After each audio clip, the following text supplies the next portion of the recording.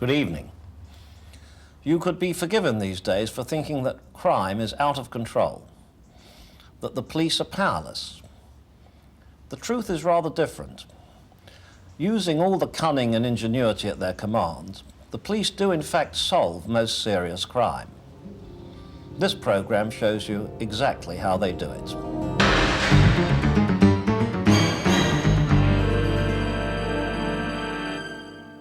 Most of us first became aware of tonight's story in the spring of 1989. At that time, the nation was reduced to near panic by what became known as consumer terrorism. Somebody, somewhere, was poisoning jars of baby food and blackmailing the companies who made them. This was costing the companies millions of pounds in lost revenue, and while the blackmailers were on the loose, no infant was safe. What follows is the story of exactly what happened during those frightening months. Actors have been used to recreate the investigation, but the script itself is taken from the actual police notes of the case. Tonight's story is called The Golden Rule. It begins with a policeman, a journalist, and a tape recorder. And the thing about good crime is, it's a science. I would have thought it was more a matter of chance. No, it's not about chance, or even opportunity. It's about rules. It's a question of sticking to the rules. Name some. Well, don't get caught for a start. Oh, yes, of course. The journalist was an That's old all friend very of the well, policeman. You can't write Between a them, book they on were anything planning to so write a obvious. book drawing on his long experience in the force. Perfect crime. That night, the conversation turned to the age-old question of the perfect crime. Well, come on. What do you mean exactly? It's like a game with its own set of rules. If you follow the rules, you've got a chance of winning. And right at the top is the most important rule of all.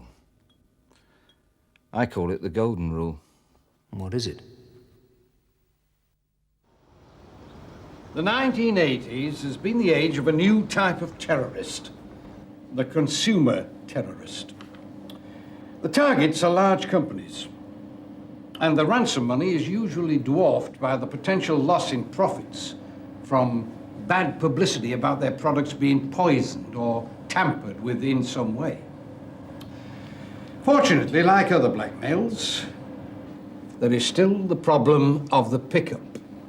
Now, this is the weak point in any blackmailer's plan, because however carefully they plot everything else, they've still got to be at a specific place at a more or less specific time to get their money. One student who seemed unusually interested in the words of his lecturer that summer was a 38-year-old detective sergeant from East London. His name was Rodney Whichelow. This time, but I shall be returning to the subject at a later session. I'll be available for questions between 5 and 6 this afternoon. Otherwise, After the course, Whichelow spent the next 2 years simply getting on with the job of being a competent, if slightly asthmatic, policeman.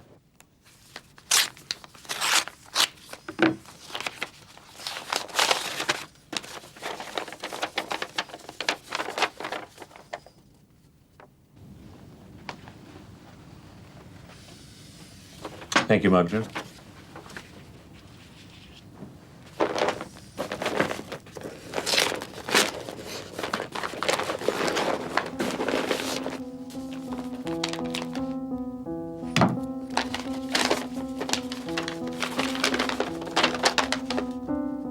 This is a demand of Pedigree Pet Foods to pay £100,000 to prevent its products being contaminated with toxic substances. The accompanying tin of Pedigree Chum dog food has had the contents mixed with dodecylamine salicylate and dodecylamine lactata, biocides. These chemicals were selected because they are colourless, odourless, and highly toxic. They're virtually undetectable by a pet owner before feeding the contaminated product to their dog. If payment is not forthcoming from Pedigree Pet Foods or Mars Limited, then large numbers of similarly contaminated tins will appear on retailers' shelves throughout Great Britain. Sophie, come on. Come on. Yes, a good girl. Ain't she? Eh? There you go. Marjorie, could you get the police for me? Straight away.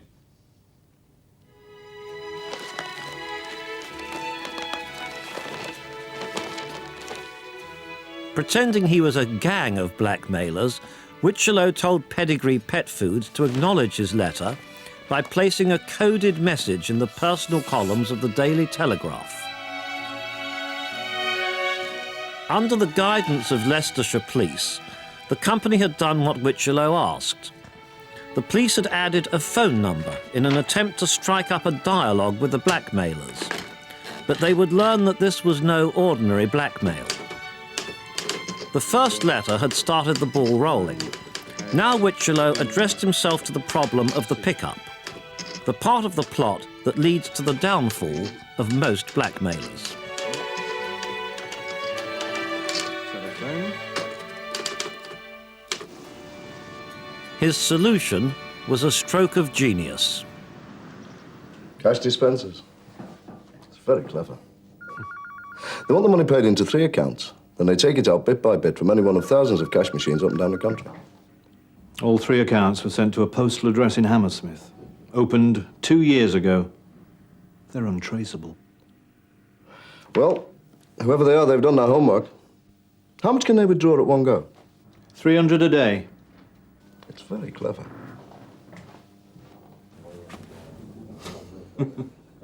Witchelow had been a model policeman in his 13 years with the force. He finished up at Hackney CID after a spell in East London with the Regional Crime Squad, or RCS. Now he took an early retirement on the grounds of ill health through his asthma and was given a commendation for exemplary conduct. How many years has it been? 13, sir. Have you thought what you'll do now? Oh, I've 1 or 2 thoughts, sir. Witchelow had opened accounts with the Halifax, Abbey National and Nationwide. But Leicestershire Police only put the ransom money in the Halifax account, limiting him to 900 cash point machines. They hoped this number would further reduce if the withdrawals were made from one particular area. Then they might be able to mount a big enough surveillance operation to catch someone red-handed. But obsessed with committing the perfect crime, Witchelow wouldn't even give them that slim chance. With an elderly mother, his only close family, he hit the road, one day drawing money out in Wales, the next in Scotland, constantly keeping the police guessing. Got some business down in Wales.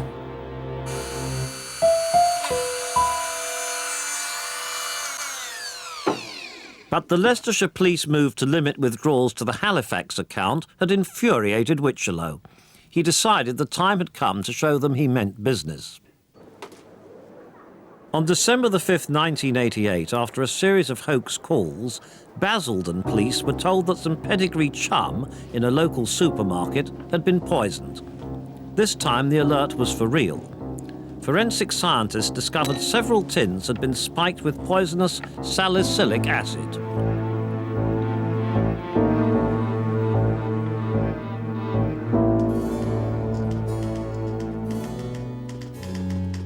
Leicestershire Police asked Pedigree to keep the blackmail threats a strict secret. They felt the public weren't in danger because it was obvious which cans had been tampered with. But Witchelow was ahead of the game. He'd been to school. He knew the best way to get the company to pay up was to threaten them with a nightmare sales slump. We are accordingly changing tactics. We're now going to implant razor blades into the tins. We're going to allow the voice of the great British public to announce to the media that your products are being interfered with. Oh, sorry, after you. Witchelow, however, was tiring of the Pedigree Pet Foods blackmail. In his mind, he was hatching a new, more terrifying twist to his plan. On March the 22nd, 1989, Witchelow sent a new threat to Heinz Baby Foods, based in London. Again, he used the Romeo and Juliet code names, but now he switched his attention to a product for human consumption. He wanted £100,000 a year for 5 years. If not, he would contaminate their baby foods with caustic soda. The investigation, codenamed Operation Roach, was immediately transferred to Scotland Yard. There an incident room was set up under Detective Chief Superintendent Pat Fleming. So, it appears that there is a gang behind this. The same gang that has been blackmailing Pedigree Pet Foods. Now, having read all the reports, the only option open to us at the moment is surveillance. Gavin. Now, the only way to do this is to have at least 3 men at each possible cash point machine. 1 man on the inside watching the computer, which will tell us when the blackmail account is being used, and then, of course, 2 other men on the outside in radio contact who can make the arrest. As you know, there are 900 Halifax cash points that the blackmailer could use. So that means we're going to need something like 3,000 men for this job. And the advantage is that the blackmailers won't be expecting us to cover every cash point. Teams kept watch on cash points up and down the country.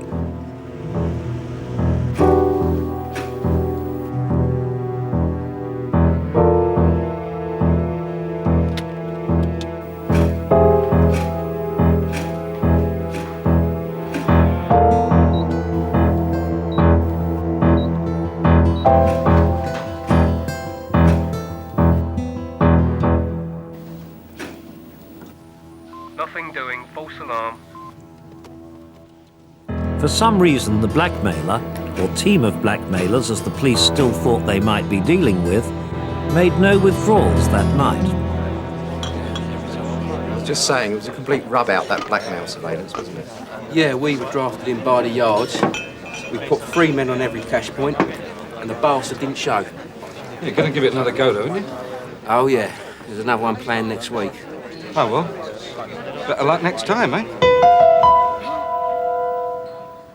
Fleming kept the pressure on, now setting up video surveillance. 2 days before Christmas, the Operation Roach team got what they hoped would be their first big breakthrough. A withdrawal had been made from the blackmail account at a cash point in Ipswich. By a stroke of luck, the branch was one of a handful Fleming had covered by the surveillance cameras. It's whoever uses the cash point next. Here There it he is. is. Guys, get helmet on. It's nice, isn't it? Come on, let's have a look at you. Turn round.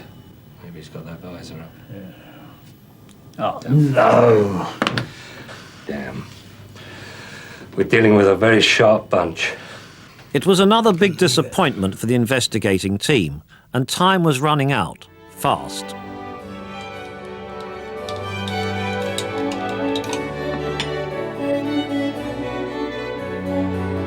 It was the chemical symbol for caustic soda.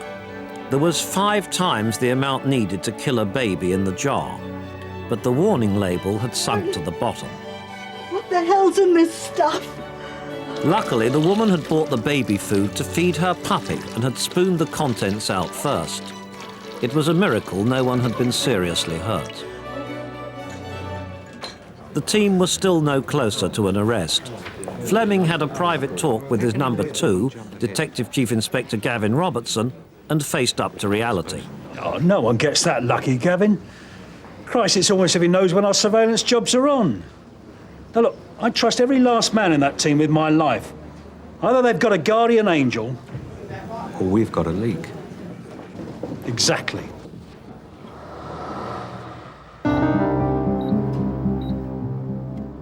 The surveillance still wasn't working, and by now Wichlow had withdrawn a total of £14,000. To get round the £300 a day limit, he would sometimes visit a machine just before midnight, withdraw one lot of money, then wait until just after midnight before withdrawing another 300.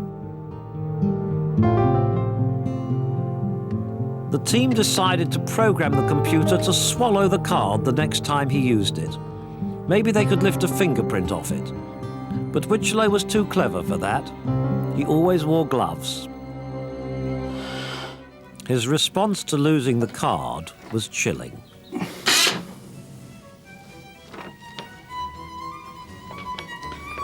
We are the commercial terrorists that have been contaminating your products. We're about to return with a vengeance. Next time, it will be potassium cyanide in your jars. Other Heinz products in tins will also be contaminated.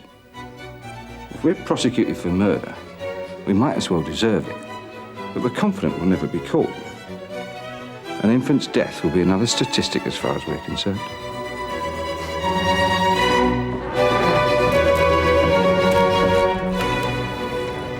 Faced with the possible death of a member of the public, Fleming decided the time had finally come to go public.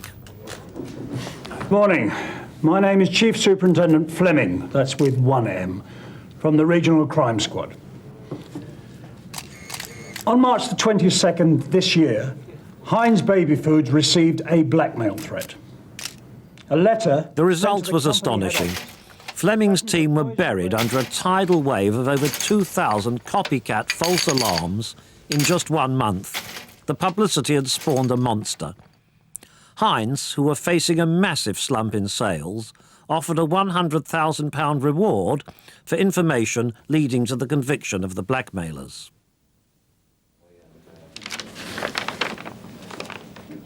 It seemed to have the desired effect. Soon afterwards, a letter was sent to Heinz offering inside information on the blackmail gang in exchange for the reward. Want to see me, Gov? Yes, close the door, Kevin. You seen this? Yes. Oh, there's no doubt that he's penetrating us somewhere. He says in here that he knows we've been watching the cash point machines. But there's also no doubt he knows the blackmailers. He knows Romeo and Juliet. Well, I'm coming to that. Look, this letter was stenciled. The others were typed. And this one appears as if it's been written by a dimwit. But look at the method of payment. Through building society accounts that once again we've been unable to trace. So what are you thinking? I'm thinking that this person knows too much. I think we're not dealing with an informant. We're dealing with a blackmailer. Look, the only people I want to know about this letter are you and me. At the moment, the blackmailer thinks he knows what we're up to. Well, if I'm right, from now on, that needn't be a disadvantage. He'd guessed right. With no card, Witchelow's supply of cash had completely dried up, so he tried a last throw of the dice. Using 2 new accounts in the name of Ian and Nina Fox, he'd pretended to be an informant and was attempting to get his hands on the £100,000 reward money. Now, at last, it was Witchelow's turn to be outwitted.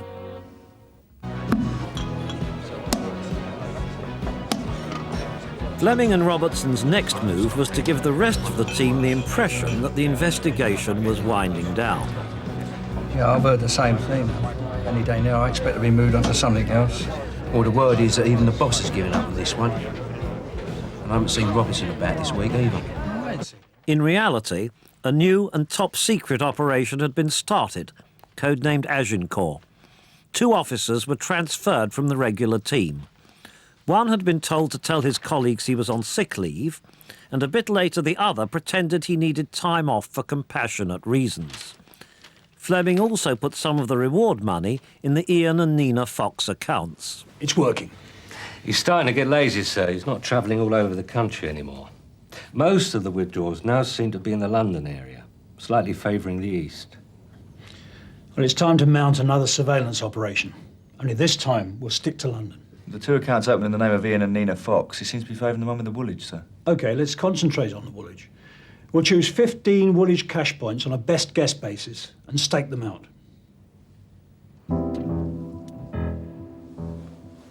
Fleming drafted in special branch men to mount the surveillance, maintaining the secrecy of the operation. Sophie!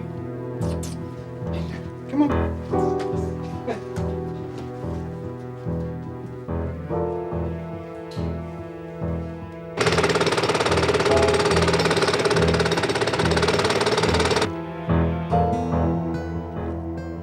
The surveillance operation was set for October the 20th and 21st. But just before the units got in position, disaster seemed to have struck. A workman accidentally cut through a cable servicing the Woolwich mainframe computer. Now the police wouldn't know when the blackmail account was being used. However, as the operation was already set up, Fleming decided to go ahead with it. Meanwhile, Witcherlow had tried a machine in Uxbridge, which wasn't being watched. By pure chance, it was one put out of order by the workman. Hungry for another £300, Witcherlow kept on the move. Here's a motor. That's a description. Crash helmet. Yes.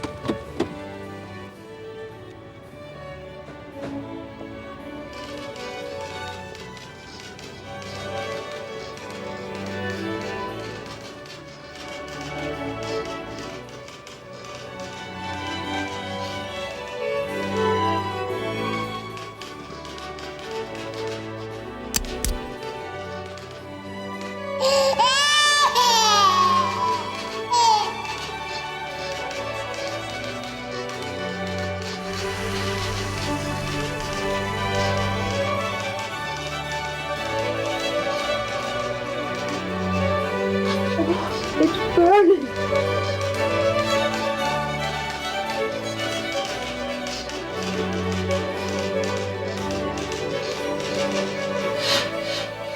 Keep your hands free and don't make any sudden moves. Get out of the car. You fit the description of a man we're hunting in connection with a serious crime. And I want to search you. Okay, guys, no problems, eh? What's the crash helmet for? Stops me getting wet. Ian and Nina Fox. Now, those names are very familiar to me. And you know why, don't you? Don't know what you're talking about. I'm arresting you in connection with offences of blackmail and threats to kill. You don't have to say anything, but anything you do say may be taken down and given in evidence.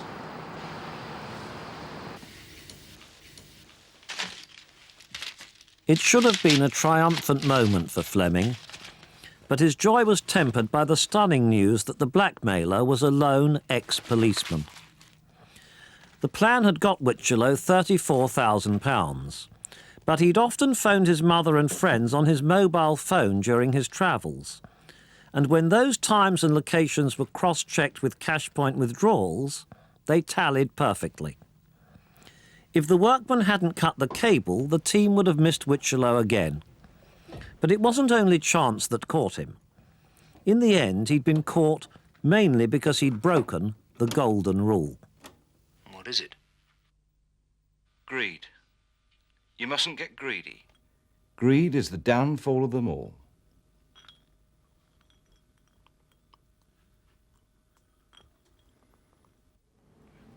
Breaking his own rule cost Rodney Witcherlow dear. On the 17th of December 1990, an Old Bailey jury found him guilty of 6 counts of blackmail, plus 2 each of contaminating food products and attempting to obtain property by deception. He was also found guilty of 1 charge of making a threat to kill. He was sentenced to 17 years imprisonment. Good evening.